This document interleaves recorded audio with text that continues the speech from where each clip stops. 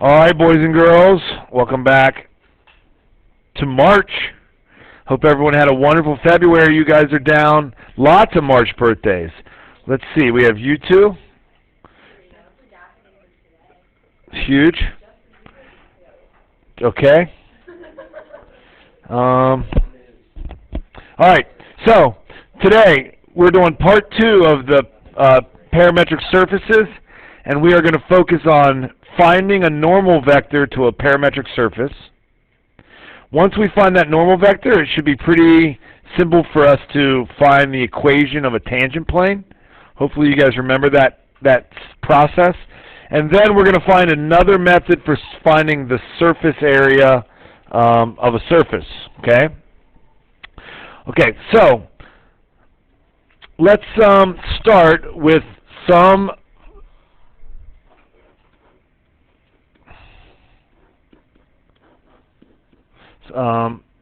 parametric surface. So even though this notation is very kind of heavy, hopefully you're getting used to it. Okay? So what that surface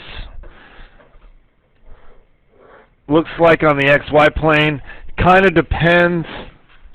Remember that it had a domain. So there was a limit on our U's and V's, okay? And then when we mapped that surface out,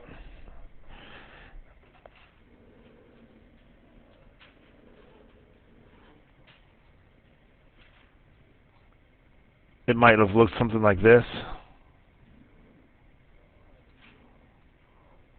So I'm just drawing those level curves to help you see that that is a flat, three-dimensional surface, kind of like a beanie. Okay? So far, so good? Okay, so look. If we took the partial derivative with respect to U, our result would be the derivative of U with respect to X. Sorry, the derivative of X with respect to U of this function. And one thing I found out today from Amara, whose dad's a calculus professor, do you know what this italicized D means compared to a regular D? Partial. That's all it means. We're taking the partial derivative, okay? So here we're taking the partial derivative of Y with respect to U of this function, and then the partial derivative of Z with respect to U of this function. Okay? If we held V constant for some value VO, some initial value V, but we kept U to be a variable in this equation, what you would be left with, I'll do this in blue, okay? What you would be left with, remember, what we said is if we held V constant, we would no longer have a parametric surface because V would be constant. The only thing changing would be U, and what we would have is, well, I don't want to use blue, sorry. What we would have would be back to a parametric curve. So imagine that red curve in 3 dimensions being this with V held constant, okay? Just bear with me here. All I'm trying to do is explain to you why this is going to give us a normal vector, okay? So if I did a very similar process with V, but now eventually here we're going to be holding U constant and taking the partial derivative with respect to V, we'd have the partial X with respect to V, the partial of Y with respect to V, and the partial of Z with respect to V. Okay? And if we box this in green,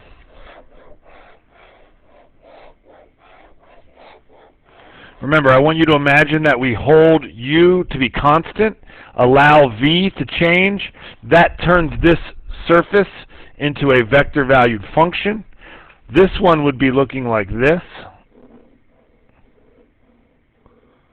Okay? So here's what you've got. You've got a red vector-valued function. Not a surface, vector-valued surface, okay, a vector-valued function, a parametric line. And then you've got a green parametric curve or line. Okay? So, if we simply took the cross product of those two, then hopefully you remember that that is going to give you your normal line. Okay, so that's the first equation that we're learning today, is that in order to find n, our normal line, to some vector-valued surface, or parametric surface, n is equal to r sub u of UO, comma VO cross R sub V at the same point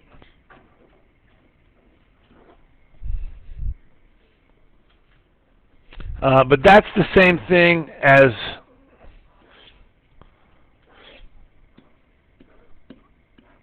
just finding the 3 by 3 determinant of dx du. Sorry, that should be a partial. Dx du, dy du,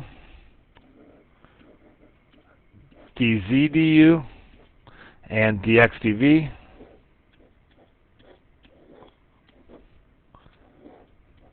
Dy dv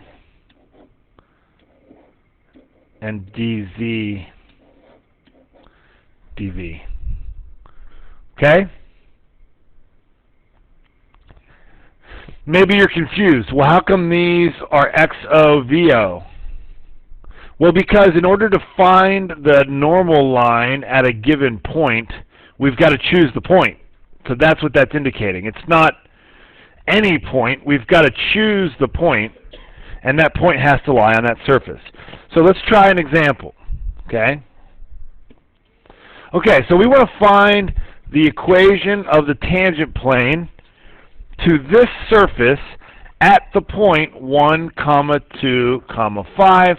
Notice that that point is on this surface. That's important to notice. Otherwise, we couldn't find it. Okay? Now, this is a good chance to review a concept that we learned yesterday. So, notice that this is a type of the easy surfaces to parametrize. Okay? Anyone remember from yesterday, if we went back to rectangular, what the equation for this thing would be? Excellent. We would change it to x squared plus y squared in rectangular. Okay? And that's only true because what does x equal?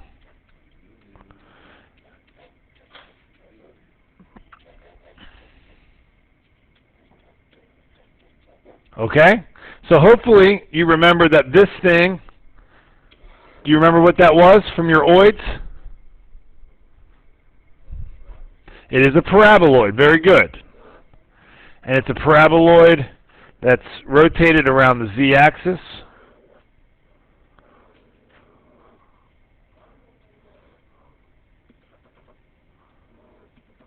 Okay? And the point that we're finding, we want to find the tangent plane somewhere around that point. Okay? You understand what we're trying to do? All right, so I know that we're going to need r sub u. Can anyone find that for me? The partial derivative with respect to u of r? 1, 0, 2u. Okay? I know that we're going to need r sub v.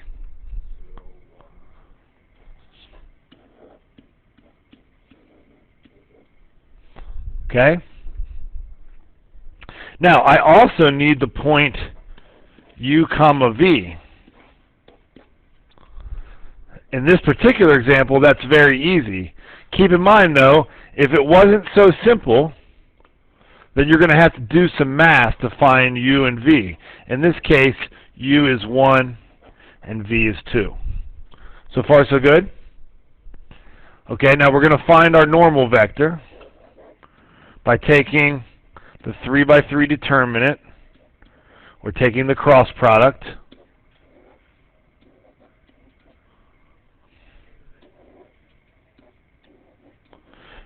And this is going to be a vector. That's what we want. Okay? So, what is it? You get a 0 minus 2u. Did I do that right? And then you get 2v minus 0, but you got to turn it into a negative. And then you get a 1. Stay tuned for that 1, because that's going to really help you understand how we find surface area in the next topic, okay? So just remember that. You get a 1 here. Okay? All right, well, we know what u is, because we want to find our normal vector. We don't want an equation for normal vectors. We want a normal vector. So now we've got to pop in our u and our v. So what do we get for our normal vector?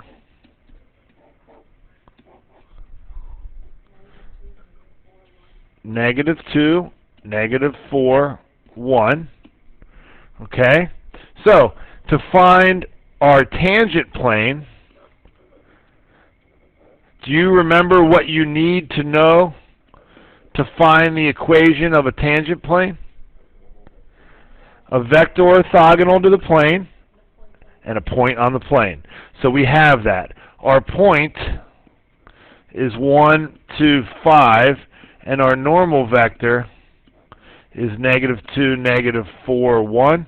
So it's going to be 1 times, -2 times x minus 1, okay, minus 4 times y minus 2,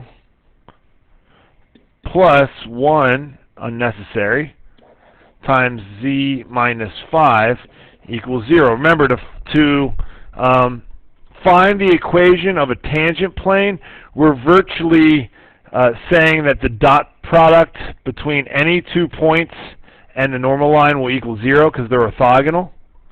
And our points are x, comma y, comma z, and 1, comma 2, comma 5. Just a little review there. Okay? So this is our answer. You'll see that the book simplifies that into standard form. We're just not going to do that right now. So far so good? All right. Here's where it's going to get pretty heavy, especially if we try to do this example. Here's the concept here.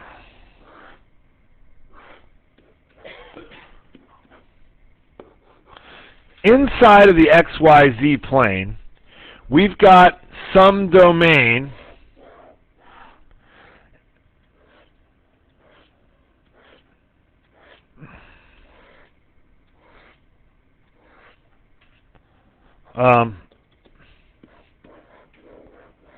and that domain is actually in terms of u and v. Okay? We can break this domain into sub-rectangles. Now, on top of that domain lies our surface.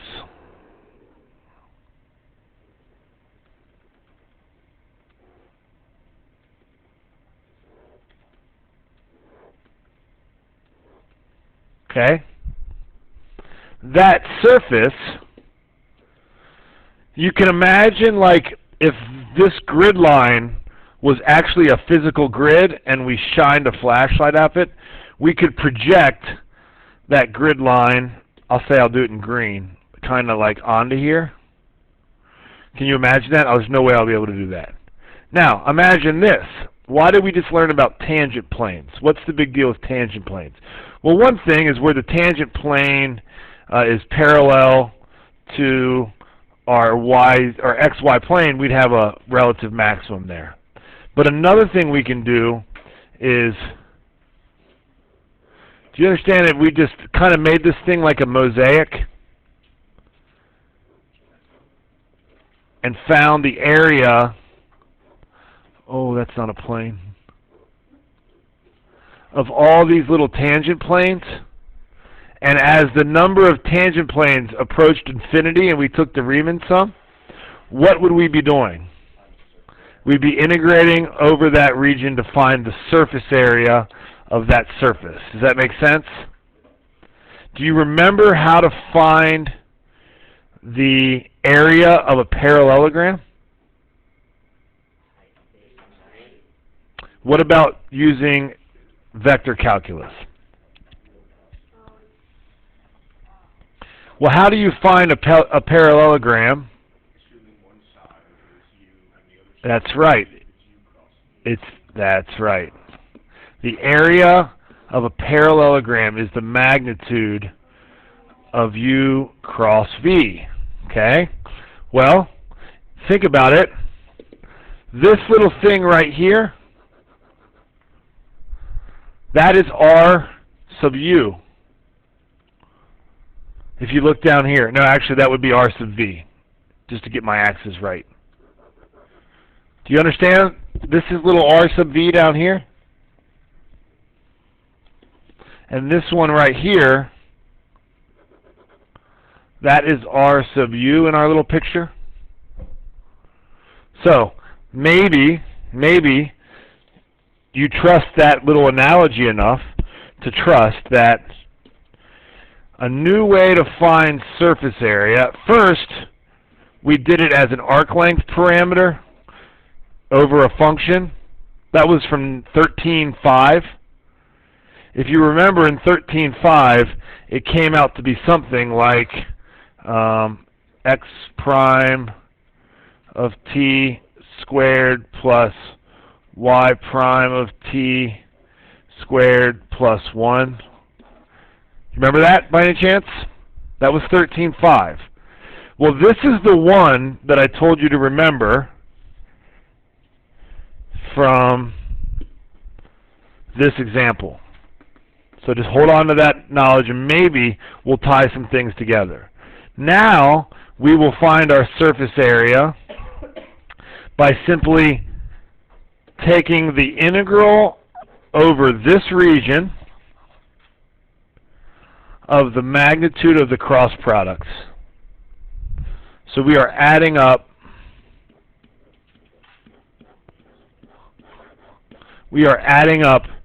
all of these little tangent planes. How many tangent planes are there going to be? Infinite.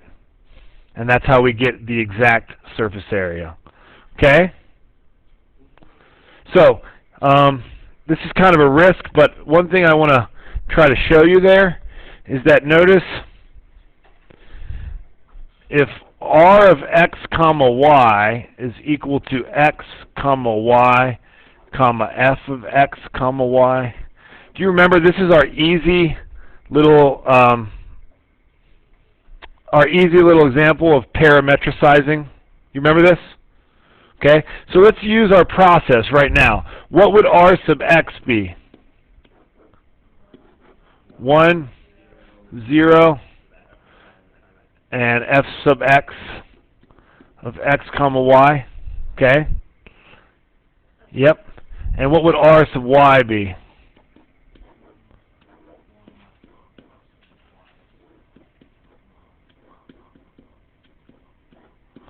Okay? So, let's use our new area, our surface area formula to find that. Surface area would be the double integral over the region, or over the domain. In this case, there's no difference. Of what? Well, let's figure it out. I, j, k, 1, 0, f sub x, 0, 1, f sub y. So check out what we're about ready to get. The magnitude of this is the square root.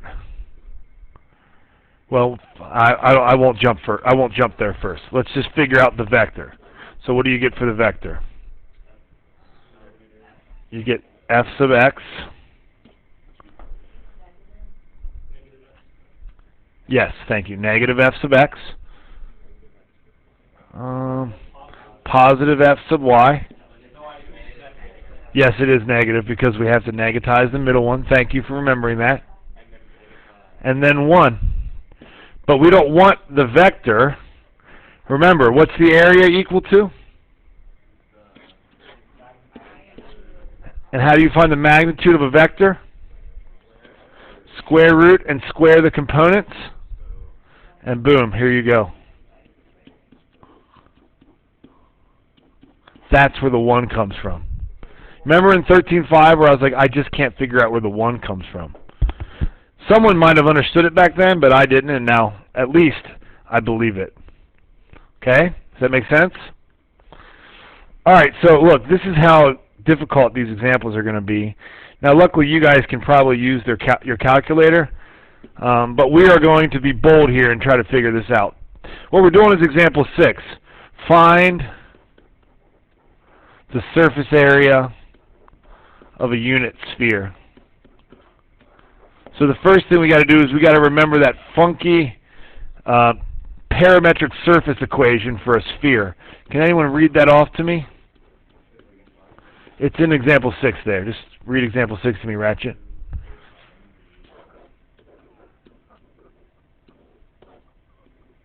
And you'll find I'm going to make my U's and V's huge, because if not, I'm going to screw them up. Okay? And then is it sine U, sine V? And then cosine. Again, only making my U's and V's big so I don't screw them up. Okay, so what would R sub U be? Oh, and it tells us that, sorry, this is important. What are the bounds on U?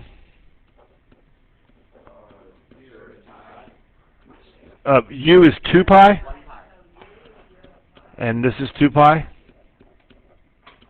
Okay. All right. So what is our? Give me our partial derivative with respect to U, please. Cosine U, cosine V. Okay.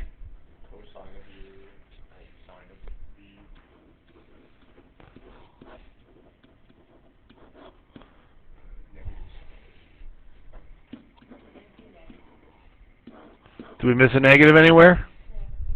Okay, that's fine. Please keep your critical eyes on. R sub V?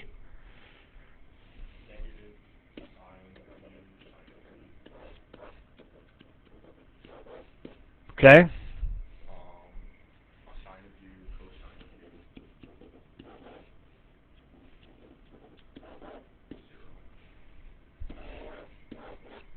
Okay. So now, our surface area is going to be the magnitude of R sub U cross R sub V.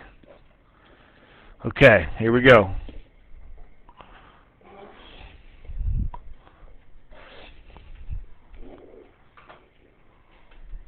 We have I, J, K. We have cosine U, cosine V. Cosine U sine V minus sine of U, and then we have minus sine U sine V, sine U cosine V,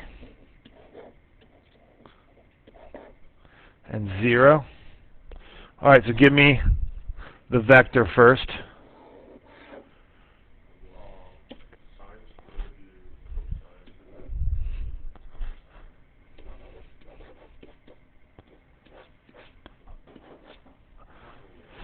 All right, here we go. Say it again, Ratchet.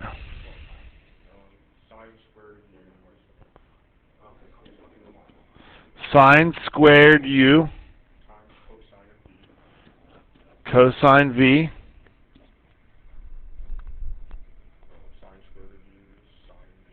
is that positive? Sine v, and everybody agrees that's positive. It's like it's a quadruple negative almost. Okay, and then finally,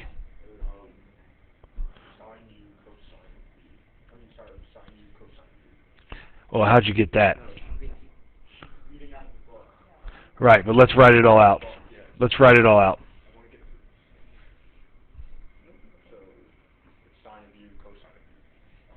Okay, so sine u cosine u cosine v squared, right? No, I mean, we got to multiply those things together, right? You can, but we're going to do it. Sine u cosine squared v minus, so that's going to turn into a plus, yep, sine u cosine u sine squared v. Okay? Okay, we can do this. So, I'm just going to simplify it a little bit. Sine squared u cosine v. Sine squared u. That's squared. We're going to sine v. And then, that's right, sine squared plus cosine squared, we could factor that out. And that's a 1, and it leaves us sine u cosine u. So now we indeed have to take the magnitude of that and square root it. And that's going to be giving us simply the magnitude of our cross product, not the answer to the surface area problem. So, sine to the 4th u cosine squared v plus sine to the 4th u sine squared v plus sine squared u cosine squared u. Alright, so now we're going to factor out, let's see, on the first one, you see that cosine squared v, sine squared v? Okay. So if we did sine to the 4th of u times, we have a 1 left, right? And then we have plus sine squared u cosine squared u. Factor out a sine squared, and you get a sine squared u times sine squared plus cosine squared, and the square root of sine squared. So this whole thing, the magnitude of the cross product of the partial derivatives is simply sine u. So, to find our surface area, we're going to integrate over the regions. Which one went from 0 to 2 pi? Okay.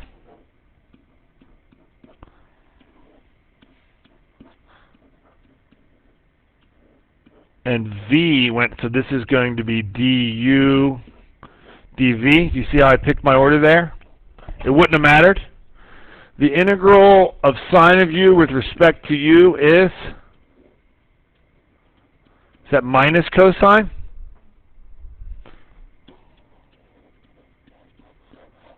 From 0 to pi, which is the integral from 0 to 2 pi of, let's see, cosine of pi is -1.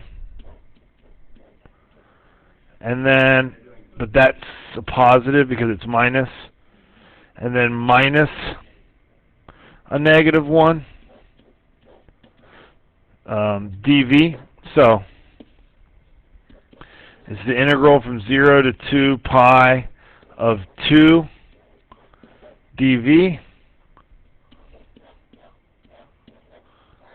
which is 4 pi. What kind of sphere was this? A unit sphere, radius of 1. Boom!